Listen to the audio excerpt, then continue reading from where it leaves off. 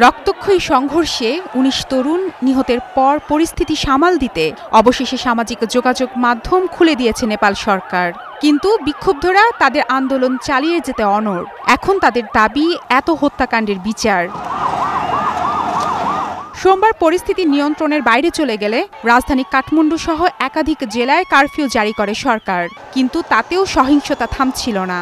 এ অবস্থায় সন্ধ্যায় জরুরি মন্ত্রিসভার বৈঠক ডাকেন প্রধানমন্ত্রী কেপি শর্মা ওলি। সেই বৈঠকেই পদত্যাগ করেন স্বরাষ্ট্রমন্ত্রী রমেশ লেখক। এদিকে সহিংসতার ঘটনা তদন্ত করতে কমিটি গঠন করেছে দেশটির সরকার। গতকাল রাতে এক বিবৃতিতে প্রধানমন্ত্রী কেপি শর্মা দাবি করেন, তরুণদের দাবির প্রতি সরকার নেতিবাচক ছিল না।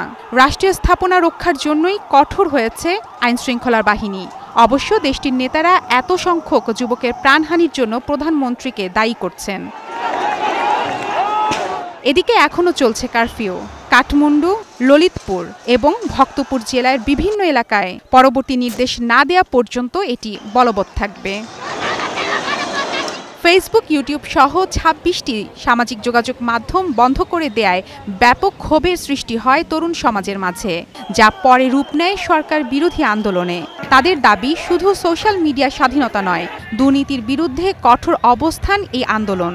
জেনজি হিসেবে পরিচিত তরুণরা বলছেন, সরকারের মন্ত্রী এমপিদের সন্তানরা বিলাসী জীবনযাপন করছে, সামাজিক যোগাযোগ মাধ্যমে ছবি শেয়ার দিচ্ছে, কিন্তু এই টাকা কোথা থেকে আসছে সেটির কোনো হিসেব নেই। সোমবারে বিক্ষোভ প্রতিবাদ ঘিরে আহত হয়েছেন শতাধিক তরুণ।